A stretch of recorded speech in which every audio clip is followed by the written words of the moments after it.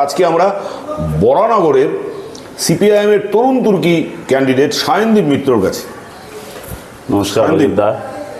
জীবনে কখনো bat ball ধরেছো, ফুটবল খেলেছো, ভলিবল খেলেছো, ব্যাডমিন্টন খেলেছো, নাকি শুরুর থেকেই রাজনীতি? গলি ক্রিকেট, বাড়ির পাশের মাঠে ভলিবল খুব আমার ফেভারিট খেলা ছিল, ফুটবল সবই, কিন্তু সেটা গলি, বাড়ির পাশের মাঠ, তার চৌহদ্দির বাইরে বেরোয়নি। কিন্তু খেলা সম্পর্কে আমার খুবই আগ্রহ বেশি, এমনকি ফুটবল মাঠে ফুটবলের প্রতি আগ্রহটা আমার বেশি। একসময় ইস্টবেঙ্গল মোহনবাগানের ম্যাচ প্রায় সল্টলেক স্টেডিয়ামে নিয়মিত দেখতে যেতাম, এমনকি মোহনবাগান ইস্টবেঙ্গলের ম্যাচ দেখে ফেরার সময় গাড়ির কাঁচ ভাঙাভাঙি হলো, তারও সাক্ষী ছিলাম। এখন রাজনীতিতে অনেক বেশি যুক্ত থাকার কারণে খেলার সেইভাবে দেখার সুযোগ হয় না, কিন্তু নির্বাচনের ফল বেরোয়, যদি খারাপ ফলাফল হয়, আমি অনেককে বলি যে এই বিধানসভা নির্বাচনের পর খারাপ ফলাফল যদি ফেস করতে হয়, মনটা অনেকটা খারাপ কাটাবার ক্ষেত্রে বিশ্বকাপ ফুটবল তারপরে পরেই হয়, ওই বিশ্বকাপ ফুটবল দিয়ে একটু মনে প্রলেপ লাগাই। এনে এবারও কী হবে, এবার হয়তো দুটো আনন্দই একসাথে ফেস করতে পারবো, জেতার আনন্দ, আবার এরপরই বিশ্বকাপ 2026 সেটা শুরু হবে, 2026-এর বিশ্বকাপ, সেই দুটো আনন্দে এবার অন্তত ফিল করতে পারবো। কোনো ক্যান্ডিডেটকে গিয়ে এখন সমস্ত কিছু প্রশ্নের সঠিক উত্তর পাওয়া যাবে, একটা প্রশ্নের উত্তর পাওয়া যাবে না। আমি শিওর যে এই মুহূর্তে দাঁড়িয়ে সায়নদীপ বলতে পারবে না সে ইস্টবেঙ্গলের সমর্থক না মোহনবাগানের সমর্থক। ইস্টবেঙ্গল বললে মোহনবাগান ভোটার খেপে যেতে পারে, মোহনবাগান বললে ইস্টবেঙ্গল সমর্থক, কিন্তু বরানগর এলাকা তো মোহনবাগানীদের চিরকালের দাপটে। আমার কোনো লজ্জার ব্যাপার নেই, আমি এই সত্যি কথা লুকোবো কেন, যা সত্যি তাই। আর এটা জ্যোতিবাবুর সিট, জ্যোতিবাবু পলিটিক্যালি বলতো, যা বিশ্বাস করবেন মানুষকে সত্যি করে সেটা করে বলবেন। আমি চিরকালই মোহনবাগানের সমর্থক, এরা সবাই জানে। আমার ফেসবুক পোস্ট থেকে শুরু করে সিপিআইএম, মোহনবাগান, জার্মানি, এই তিনটে বৃত্তের মধ্যে আমি ঘোরাঘুরি করি। মূলত আমার এই তিনটেই মানে একেবারে হার্ডকোর রাজনীতির বাইরে এই তিনটে বৃত্তের মধ্যে আমাকে বেঁধে ফেলা যায়, আমার লুকোচুরি কোনো ব্যাপার নেই। সিপিএম এই ভোটারদের যারা ইস্টবেঙ্গল ভোটার, তাদের মানে অবশ্যই মানে আমি তাদের বলবো যে এইটা একটা মানে আমাদের খেলার জগতের প্রতিযোগিতা থাকবে, এখানে কোনো বিদ্বেষের ব্যাপার নেই, এখানে শত্রুতার ব্যাপার নেই, এখানে একটা খেলার মধ্যে সৌজন্যতার ব্যাপার আছে। এই মোহনবাগান, ইস্টবেঙ্গল, এই যদি রেষারেষিটা না থাকে তাহলে আমাদের বাঙালি সত্তাটাই ধ্বংস হয়ে যায়। আমি সবার মন জুগিয়ে চলবো যে ইস্টবেঙ্গল তাকে গিয়ে ভোটের জন্য বলবো যে আমি ইস্টবেঙ্গলের সমর্থক, আমি যাকে মোহনবাগান তাকে দেখে মনে হবে আমি মোহনবাগানের সমর্থক। ভোট বড় বালাই বলে আমাদের সহজাত যে প্রবৃত্তি বাঙালি, ইস্টবেঙ্গল, মোহনবাগান, মোহামেডান, তার মধ্যে যে টানা পড়েন, সেটাকে অস্বীকার করা মানে বাঙালির সঙ্গে বিশ্বাসঘাতকতা করা। আমি বাঙালির সঙ্গে বেইমানি করতে পারি না। আমি মোহনবাগান যে ইস্টবেঙ্গল, তার সঙ্গে খেলার মাঠে খেলার বিষয়ে প্রচুর তর্ক হবে, করিও এখনও।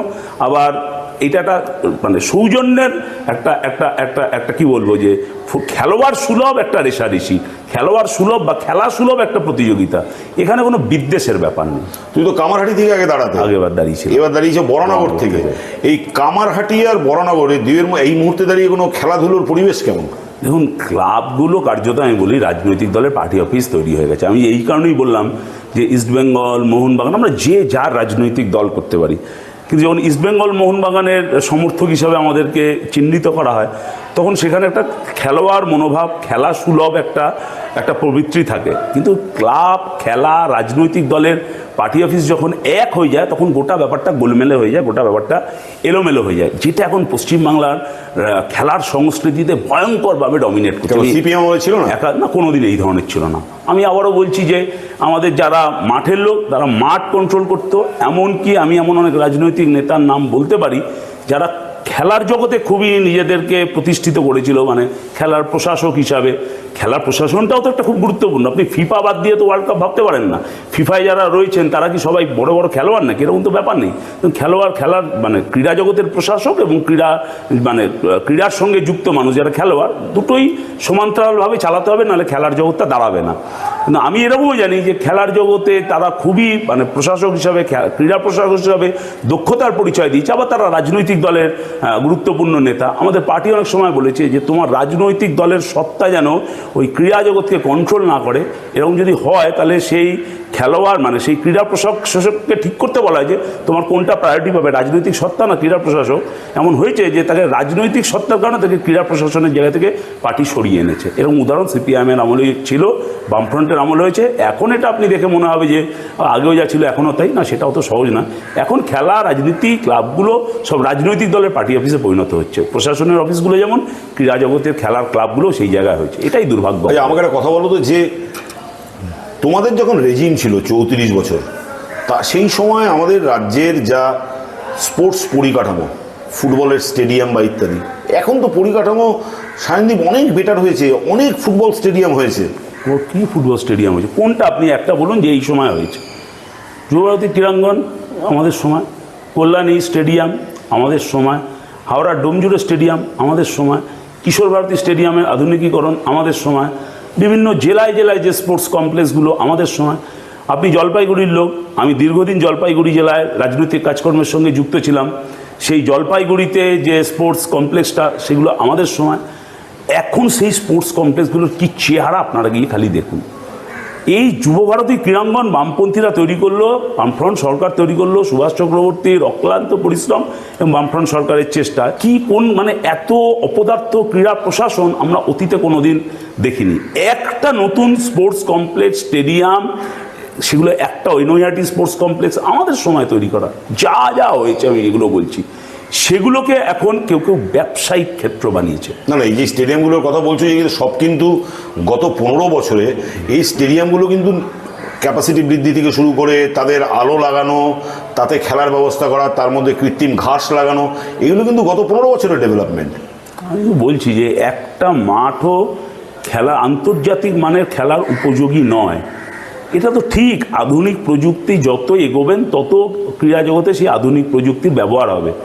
অতীতে যেরকম আমরা যখন আমি বিশ্বকাপ দেখা কার্যত শুরু করেছি 90-এর দশক থেকে, সেই থেকে আমি জার্মানির ফ্যান। সেই 90-এর দশকে আমি বলছি বিশ্বকাপ ফুটবলে যে ধরনের টেকনোলজি ব্যবহার হতো আর আজকে যে ধরনের টেকনোলজি ব্যবহার হচ্ছে, সেগুলো আপনি ম্যাচ করতে পারবেন। যত দিন এগোবেন সেগুলো প্রযুক্তি আরও ব্যবহার উন্নত হবে। কিন্তু বেসিক ইনফ্রাস্ট্রাকচারাল স্পোর্টসের জগতে কি চেঞ্জ হয়েছে? কেন ভারতীয় ফুটবলে বাঙালি ফুটবলারের সংখ্যা এই ধরনের ভয়ঙ্করভাবে কমে যাচ্ছে, নেই কার্যত প্রায়? কেন একটা কোনো ক্রীড়া নীতি গোটা দেশ জুড়ে আমাদের তরুণ প্রজন্মের জন্য, খেলোয়াড়দের জন্য তৈরি হবে না? স্পোর্টসম্যানদের জন্য কোনো বিজেপি কেন্দ্রে এত বড় নীতি নিচ্ছে স্পোর্টসকে, এত আরে আপনি মনে করেন স্পোর্টস বললেন, জয় শাহকে ক্রিকেটের মাথায় বসিয়ে কি কোনো স্পোর্টস ডেভেলপমেন্ট হতে পারে? এটা সম্ভব? তার কোনো এক্সপিরিয়েন্স আছে? আমি আবারও বলেছি যে ক্রীড়া প্রশাসক একদম সরাসরি খেলোয়াড় হতে হবে এরকম না, যুগ যুগ ধরে হয়েছে, এটা কখনোই হয়নি। কিন্তু সেই ক্রীড়া প্রশাসন করবার মতন তার এক্সপিরিয়েন্স, তার একটা দক্ষতা, প্রমাণিত দক্ষতা, সেগুলো কোনো দিন প্রিয়রঞ্জন দাসমুন্সী দিনের পর দিন এই ক্রীড়া জগতের মাথায় ছিলেন, কিন্তু তার একটা অভিজ্ঞতা, তার দক্ষতা প্রমাণিত হয়েছে। কাকে এনে বসিয়ে দেওয়ালো? আমার বাবা ক্ষমতায় আছে বলে আমি আমার গোটা গোষ্ঠী শুধু লোককে ক্রীড়া প্রশাসনকে কন্ট্রোল করবার জায়গায় দেবো? রাজ্যের প্রাক্তন মুখ্যমন্ত্রী কিন্তু একজন পুলিশ প্রধানকে সিএবিতে বসাতে চেষ্টা করেছিলেন। এটা আমরা আবারও বলছি, ওখানে এই নিয়ে পার্টির মধ্যে অনেক বিতর্ক হয়েছে। এবং আমি আবারও বলছি যে সেই সময় দাঁড়িয়ে কিছু নীতিগত অবস্থানের কারণে একটা কথা হয়েছিল, কিন্তু শেষ পর্যন্ত ক্রীড়া প্রশাসক তিনিই কিন্তু আলটিমেট, তখন বামফ্রন্ট সরকার, ক্রীড়া প্রশাসক আপনি যার কথা বলছিলেন তাকেই কিন্তু ক্রীড়া প্রশাসনের সর্বোচ্চ মাথায় নির্বাচিত হতে হয়েছিল। আজকে আপনি একটা জায়গায় দেখান যে সরকারের অনুমোদন বাদ দিয়ে, সরকারের নিজের পছন্দের লোক বাদ দিয়ে যে একজন ক্রীড়া প্রশাসক হিসাবে কাউকে আপনি রিক্রুট করতে পেরেছেন। কিন্তু জগমোহন ডালমিয়া কিন্তু ওয়েস্ট বেঙ্গলে সেই সময় ক্রীড়া প্রশাসক হিসেবেই তার দায়িত্ব পালন করবার সুযোগ পেয়েছিল। এটাই বামফ্রন্ট সরকার মেলাতে পারে। আপনি পারবেন না এখন, আপনি অলিম্পিক অ্যাসোসিয়েশন দেখুন, আপনি বেঙ্গল টেনিস অ্যাসোসিয়েশন দেখুন, আপনি সিএবির ক্ষেত্রে দেখুন, আপনি আরও অন্যান্য সমস্ত ক্ষেত্রে কেউ তো পরিবারের লোক দিয়ে ভরিয়ে রেখে দিয়েছে। কি তাদের যোগ্যতা আছে? টেনিসের মাথায় কে রয়েছে? অলিম্পিক অ্যাসোসিয়েশনের মাথায় কারা রয়েছে? ভলিবল অ্যাসোসিয়েশনের মাথায় কারা রয়েছে? সব আপনি জানেন। আপনি এই ক্রীড়া সাংবাদিকতার সঙ্গে এখন যুক্ত কারা, বাড়ির লোক, তাদের সঙ্গে বাপের জন্মে কোনো দিন, আমাকেও যেমন বলছিলেন যে ফুটবল খেলাধুলার সঙ্গে কি যুক্ত আছেন, তাদের জীবনে কোনো দিন তারা সেই সবের সঙ্গে যুক্ত ছিলেন না। আজকে তারা সবটা নিয়ন্ত্রণ করছে।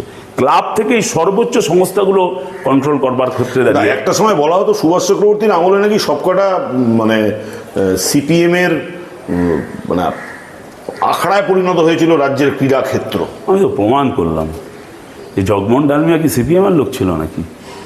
আমি আরও বলছি যে এখন অনেক আমি এইরকম উদাহরণগুলো দিতে পারি। এইসব Bengal Olympic association, Bengal table tennis association, volleyball association, একের পর এক উদাহরণ দিতে পারি। হয় প্রশাসকরা ছিলেন মানে স্পোর্টসের সঙ্গে যুক্ত, এবং আমি আবারও বললাম যে এরকম আছে রাজনৈতিক দলের কর্মী বলেই, অথবা তার প্রশাসন ক্রীড়া প্রশাসনে অনেক দক্ষতা ছিল, তাকে সরে আসতে বলা হয়েছে যাতে ওখানে কোনো রাজনৈতিক হস্তক্ষেপের বিন্দুমাত্র সুযোগ না থাকে। একটা কথা বলো তো, তোমাদের প্রচারে পলিটিক্যাল এজেন্ডার বাইরে এই ক্রীড়া, ইউথ ডেভেলপমেন্ট এগুলো কতটা গুরুত্ব পাচ্ছে? দেখুন, আমরা যখন ছাত্র যুব রাজনীতি করি না, আপনি বললেন ছাত্র যুব আন্দোলনের কর্মী, চিরকালই আমাদের একটা অন্যতম দাবি ছিল জাতীয় ক্রীড়ানীতি লাগু হোক গোটা দেশে। এখনও পর্যন্ত আমাদের এটা দাবি। আমরা মনে করি যে এই স্পোর্টসের জগতের ডেভেলপমেন্ট না হলে একটা তরুণ প্রজন্ম, একটা দেশের তরুণ সমাজ সেটা সামনের দিকে এগোতে পারে না। আমি এইসব বড় বড় থিওরির মধ্যে যাচ্ছি না, আমার খালি একদম কথা, আপনি যদি আমাদের এই ইসেটা দেখেন, বরানগর বিধানসভায় আমরা এবার ঠিক করেছি প্রতিটা বিধানসভার জন্য আলাদা আলাদা ম্যানিফেস্টো, ইস্তেহার আমরা প্রতিটা বিধানসভার জন্য তৈরি করব। এর মধ্যে আমরা একটা প্রোগ্রাম নিয়েছি বরানগর বাঁচাও যাত্রা। সেখানে বরানগরের মানুষের অসংখ্য সমস্যা, সেগুলোকে ওভারকাম করা, তার সমাধানের রাস্তা বাতলাবার জন্য আমরা এই বরানগর বাঁচাও যাত্রায় কতগুলো এজেন্ডা দাবি আমরা ফিক্সড করেছি। তার মধ্যে অন্যতম দাবি হলো যে বরানগরে একটা আন্তর্জাতিক মানে স্পোর্টস কমপ্লেক্স তৈরি করার কথা। বরানগরের এখানে অনেকগুলো ক্লাব আছে এবং তার মাঠ আছে, সেই মাঠগুলো আবারও বলছি আজকে রাজনৈতিক দলের কোনো নেতার ব্যবসায়িক ক্ষেত্র হয়ে রয়েছে। ওই পাড়ার অধিবাসীরা, ওখানকার খেলোয়াড়রা যারা ওখানে ক্রীড়া চর্চা করতেন, তারা অনুমতি ছাড়া সেখানে ঢুকতে পারেন না। পাড়ার সাধারণ মানুষ তারা ঢুকতে পারেন না। এই বরানগর মানে ক্রীড়া জগতে নানান কি বলবো ঐতিহ্যের ছাপ রেখেছে। আমি একের পর এক নাম বলতে পারি, এখানে খুব বড় মাপের প্লেয়ার, সেটা ক্রীড়ার ক্ষেত্রে হতে পারে, ফুটবলের ক্ষেত্রে হতে পারে। আমি বলতে পারি যেমন সৌভিক চক্রবর্তী, প্রতাপ সেনাপতি, সাগরমা সেন শর্মা। এই কয়েকদিন আগে আমাদের সঙ্গে দেখা হলো মোহাম্মদ একলাখ, তারপর দাঁড়িয়ে দেবাশিস পাল চৌধুরী, এরকম আরও অনেক তালিকা দিয়ে দিতে পারি। এরা সব বরানগরের মাঠ থেকে উঠে এসছে। সেই মাঠগুলো আজকে সব জায়গায় রাজনৈতিক দলের কবজা করে নিয়েছে। কোথাও কোথাও মাঠ ঘিরে দিতে, আমি কাল পরশু দিন একটা জায়গায় গেলাম, মাঠ ঘিরে ঠিরে একটা জায়গা দখল করে যেখানে গাড়ি পার্কিংয়ের ব্যবসা শুরু হয়ে গেছে। বাকি একটা জায়গা পাঁচিল দিয়ে ঘিরে ফেলেছে, ওটা কদিনে দখল হয়ে যাবে আমরা জানি না। খেলার মাঠ এখানে একটা বড় ইস্যু, খেলার মাঠ দখল করে প্রমোটিং হচ্ছে। আবার বলছি খেলার মাঠ আছে কিন্তু সেটা ব্যবসায়িক স্বার্থে ব্যবহার হচ্ছে, এখানকার বরানগরের অধিবাসীরা সেটা ব্যবহার করতে পারছে না। এখানে স্পোর্টস কমপ্লেক্স তৈরি করবার মতন অনেকগুলো জায়গা রয়েছে। এটাকে যদি সিরিয়াসলি দেখা যায়, এটা আমাদের ইস্তেহারে দাবি, এবং আমরা বিধানসভায় যেতে পারলে ওই দাবিগুলো পূরণ করতে পারবো। যে এখানকার এতগুলো নামি ফুটবলার বা ক্রিকেটার উঠে এসছে, আরও অনেকে উঠে আসার সম্ভাবনা আছে। তারা স্কোপ পাচ্ছে না, তারা স্পেস পাচ্ছে না, তারা সেই ফুটবল একাডেমি, ক্রিকেট একাডেমি, সেগুলো যদি তৈরি করা যায়, তাদেরকে প্রপারলি ইউটিলাইজ করা যাবে। আমাদের বিধানসভায় এটা অন্যতম এজেন্ডা। আমি আপনাকে চাইলেই সেই ইস্তেহারের কপি দিয়ে দিতে পারি, আমাদের বরানগর বাঁচাও যাত্রার দাবি দিয়ে দিতে পারি। এটা শুধু ফাঁকা বুলি নয়, এটা আমরা লিখিতভাবে এটা দাবিটা তুলেছি, এবং এই দাবিটা আমরা পূরণ করেই ছাড়বো বিধানসভায় যাওয়ার সুযোগ পেলে। বিধানসভায় যাওয়ার সুযোগ পেলে বরানগরে একটা স্পোর্টস কমপ্লেক্স একেবারে, এটা আমাদের এজেন্ডা, এটা আমাদের ইস্তেহারের দাবি। এবং আবারও বলছি, এই সিট হলো জ্যোতিবাবুর সিট। জ্যোতিবাবু এই কথাটা বারবার বলতেন, যেটা পারবেন সেটাই বলবেন, যেটা পারবেন না সেটা বলবেন না। মানুষ আপনার কথা বিশ্বাস করতে চায়, তাই যেটা পারবো সেটাই বলবো। এবং তাই আমাদের বরানগরের এই কম বয়সী ছেলেমেয়েদের আরও আমি বললাম, এই প্রতিভাবান অনেক ছেলেমেয়ে তুলে আছে। কেন বাংলার ফুটবল ক্রিকেটের এই দশা হবে? আমি শুরুতেই বললাম যে বাঙালি একটা সময় গোটা বাংলার জাতীয় ফুটবল টিমকে নিয়ন্ত্রণ করত, আজকে সেই বাংলা থেকে কার্যত কোনো জাতীয় টিমে যাওয়ার মতন কোনো লোক নেই। এটা কি শুধুমাত্র কি বলবো প্রভিন্সিয়ালিজম না? আমাদের যে ছেলেগুলোর যোগ্যতা এখানে বিকশিত হওয়ার সুযোগ ছিল, তাদেরকে সেটা করতে দেওয়া হচ্ছে না। এই যে এতগুলো এখানে সম্ভাবনাময় প্রতিভার বিকাশ হওয়ার সুযোগ রয়েছে। তোমার পাশের কেন্দ্রেই তো প্রাক্তন ক্রীড়ামন্ত্রীর জায়গা, এবং একসময় তোমার অপোজিশনে দাঁড়িয়েছিল মদন মিত্র। এখন আমরা জানি যে কিভাবে উনি ক্রীড়াক্ষেত্রটাকে ধ্বংস করার ক্ষেত্রে ওনার হস্তক্ষেপ, কী ভূমিকা ওনার, সেটা আমাদের জানা আছে। এই সল্টলেক স্টেডিয়াম থেকে শুরু করে এই স্টেডিয়ামগুলোকে এই যে আজকে দেখছেন তৃণমূলের নেতারা সব কবজা করেছেন, এটা ওনার দেখানো পথেই পায়ে জুতো গুলিয়ে সেই কাজ করেছে। এই সল্টলেক স্টেডিয়াম কিভাবে ব্যক্তিগত কাউর ব্যবসায়িক ক্ষেত্র করবার জন্য উন্মুক্ত করে দেওয়া হয়েছিলেন, তখন উনি স্পোর্টস মিনিস্টার ছিলেন, যাই না? সল্টলেক স্টেডিয়ামে যে হোপ 86 হয়েছিল, সেটা কি কোনোভাবে এন্ডোর্স করো? প্রচুর অনেক বিতর্ক হয়েছিল। হ্যাঁ, এটা তো সুভাষদা বলেছিল, খুব দামি কথা বলেছিল, যে মানে কি এরা বলেছিল না, যে একটা স্টেডিয়াম তার খরচা সামলাবার জন্য কি ধরনের মানে আমাদের যে সোর্স অফ ইনকাম সেটা কোথা থেকে আসবে, একটা স্টেডিয়াম পরিচালনা করতে গেলে তার তো একটা রসদ লাগবে, সেইটা খুব বড় ব্যাপার না। কিন্তু স্পোর্টসকে স্যাক্রিফাইস করে যেটা মূল উদ্দেশ্য সল্টলেক স্টেডিয়ামে তৈরি হয়েছিল, আপনি বলতে পারবেন যে হোপ 86-এর কারণে সল্টলেক স্টেডিয়াম হয়েছে, মানে ওখানে কোনো স্পোর্টস খেলার জগৎ মানে খেলাধুলা সেটা বন্ধ করা হয়েছে, কিন্তু আপনি বলতে পারবেন যে এখানে ওই একটা অভয়ার মুভমেন্ট সেটা পুলিশ কন্ট্রোল করতে না পারার জন্য ইস্টবেঙ্গল মোহনবাগানের ম্যাচ বাতিল করা হয়েছে। পশ্চিমবাংলাবাসী হিসাবে আমাদের লজ্জা যে এখানে সেই মাঠে খেলা করতে না পারার কারণে আসামে সেই খেলা সংগঠিত করতে হয়েছিল। আপনি বামফ্রন্ট সরকারের আমলে এটা বলতে পারবেন না। একটা সরকার তার প্রশাসনিক মানে ব্যর্থতার কারণে, সাপোর্ট দিতে না পারার কারণে একটা ডার্বি ম্যাচ পশ্চিমবাংলা থেকে অন্য জায়গায় সরিয়ে নিয়ে যেতে আইএফএ বা ইন্ডিয়ান ফুটবল অ্যাসোসিয়েশন তারা বাধ্য হয়েছিল, এআইএফএ। এইটা ওয়েস্ট বেঙ্গলে বামফ্রন্ট সরকার আমলে কল্পনা করা। অনেক নাম বলতে পারি, কিন্তু তৃণমূল বিজেপি তাদের আদৌ স্পোর্টস সম্পর্কে কোনো আগ্রহ আছে কি না, কিন্তু আমি আবারও বলছি তৃণমূল বিজেপি এইটা আমার সবচেয়ে আপত্তি। এবং আমাকে অনেক ক্লাব অনেক সময় ডেকেছিলেন, যে আমি তখন তাদেরকে বলতাম যে আমি যেন রাজনৈতিক কর্মী হিসাবে কোনো ক্লাবে যেতে চাই না। আমি যদি জনপ্রতিনিধি হতে পারতাম, আমি যদি বিধায়ক হতে পারতাম, আমি যদি পৌরপ্রতিনিধি হতে পারতাম, তাহলে জনপ্রতিনিধি হিসাবে আমার অধিকার জন্মাতো ক্লাবে যাওয়ার জন্য।